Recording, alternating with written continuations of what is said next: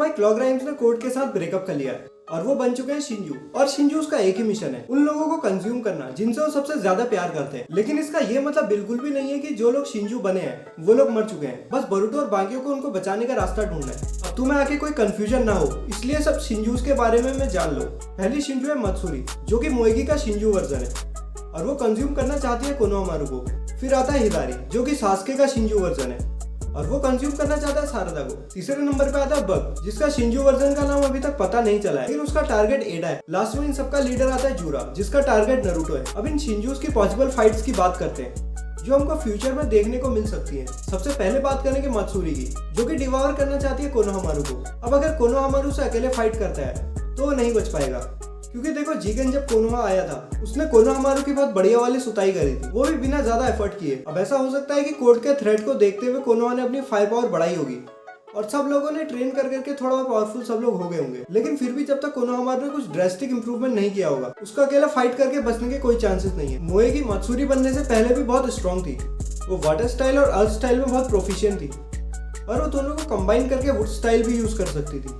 अब सोचो इन दोनों एबिलिटीज के ऊपर से टेंटेल्स का बूस्ट मिलने के बाद वो कितनी ज्यादा ओपी हो गई होगी। अब एक चीज तो कह सकते हैं कि हाशिरामा से ज्यादा पावरफुल मोएगी हो चुकी होगी। और भाई कोनोहामारू का तो पूरी सीरीज में मजाक ही बनता रहा है। चलो अब बात कर लेते हैं बग की। अब देखो बग कंज्यूम करना चाहता है एडा को और मुझे बिल्कुल नहीं लगता कि एडा और बग फाइट करने वाले, क्योंकि देखो एडा फाइटिंग टाइप नहीं है। जब भी कोई फाइट होती है वो डेमन को आगे कर देती है, तो ये फाइट भी बग वर्सेस डेमन ही होगी। अब भले ही तुम लोगों को लग रहा हो कि डेमन बग को कीड़े की तरह मसल देगा, लेकिन ऐसा नहीं होने वाला। अब देखो डेमन बहुत पावरफुल है, वो बिना लिमिटर वाले कोड से भी ज्यादा पावरफुल है। जब कोड अमाडो को मारने आया था तब एडा ने कोड के ऊपर डेमन को छोड़ दिया था। अब डेमन ने कोड को बस रोका ही नहीं था, बल्कि उसके काफी सारे अटैक्स को उसी के ऊपर रिफ्लेक्ट भी कर दिया था। और कावाकी के चक्रा रॉड्स को भी डेमन ने कैच कर लिया था, जो कि सिर्फ अभी तक बेरियन मोड नरूटो के अलावा और कोई भी नहीं कर पाया। लेकिन बग शिंजू भी कोड से काफी ज्यादा पावरफुल है। ये अंदाजा हम इस बात से लगा सकते हैं जहाँ बोरुतो ने कोड को एफर्टलेसली हरा दिया था, वही बोरुतो वर्सेस बग शिंजू की फाइट में हमने दोनों को बराबरी में देखा था। अब तुम लोगों को ये लगता है कि मैं कोड के बहुत एग्जांपल दे रहा हूँ, तो भाई हर जगह वही मार खा रहा है आजकल। है टॉपिक में आते हैं। अब अगर तुम लोगों को लग रहा है कि डेमन गया, तो देखो ऐसा भी नहीं है। हमने अभी तक सिर्फ उसके छोटे मोटे फ्लेक्सिस देखे और उसे फुल पावर में अभी तक नहीं देखा है। लेकिन उसके ये हैक्स एबिलिटीज काम नहीं आने वाले, क्योंकि उसे अटैक रिफ्लेक्ट करने के लिए अटैकर को फिजिकली टच करना पड़ता है और उस अटैकर के मन में डेमन के लिए हार्मिंग इंटेंट होना चाहिए।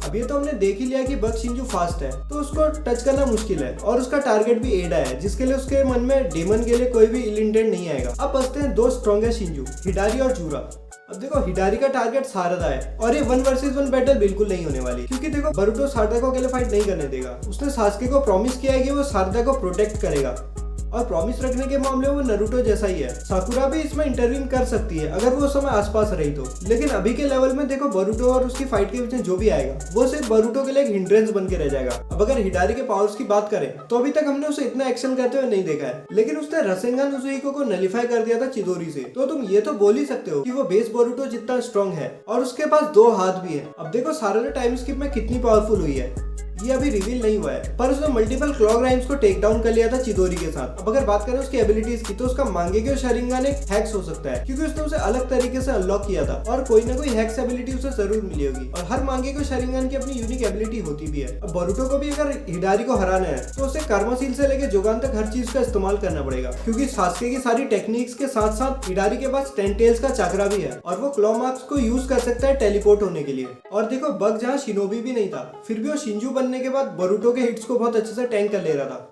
तो सोचो सास्के को कैसा बूस्ट मिला होगा। चलो अब बात करते हैं सबसे स्ट्रॉन्गेस्ट शिंजू की, जो कि है जूरा। अब देखो उसका टारगेट नरूटो है और वो कहाँ है ये बात सिर्फ कावाकी जानता है, तो जूरा और कावाकी की फाइट होने के पूरे चांसेस हैं। अब बेस फॉर्म में कावाकी बोरुतो जितना स्ट्रॉन्ग नहीं है, लेकिन मोमोशिकी से इसी बहुत ज्यादा पावरफुल है, तो कर्मशील यूज करके वो बेस फॉर्म को कॉम्पेंसेट कर लेगा। देखो जहां तक मुझे लगता है 2 ही कैरेक्टर्स हैं जो कावाकी से ज्यादा पावरफुल है, डेमन और बोरुतो। लेकिन जूरा कौन था और वो कहाँ से आया था इसका हमें कोई आइडिया नहीं है, सिर्फ एज्यूम ही कर सकते हैं कि वो नरूटो को एडमायर करता होगा, क्योंकि उसका टारगेट नरूटो ही है। और उसको स्ट्रॉन्गेस्ट शिंजू मैंने इसलिए बोला क्योंकि वो शिंजू का लीडर है और उसका स्ट्रॉन्ग होना लाजमी। अब अगर कावाकी जूरा से फाइट करना चाहता है तो उसे अपनी सारी ओत्सुत्सुकी पावर्स का यूज करना पड़ेगा। अब मुझे लगता है कि कावाकी जीत जाएगा, क्योंकि देखो तभी तो एंड में उसके और बोरुतो की फाइट होगी। बाकी यार तुमको क्या लगता है कमेंट करके बताओ। जल्दी मिलेंगे हम नेक्स्ट वीडियो में। बाकी वीडियो को लाइक कर दो और चैनल को सब्सक्राइब भी कर लो, तुम्हें हिमावारी की कसम है।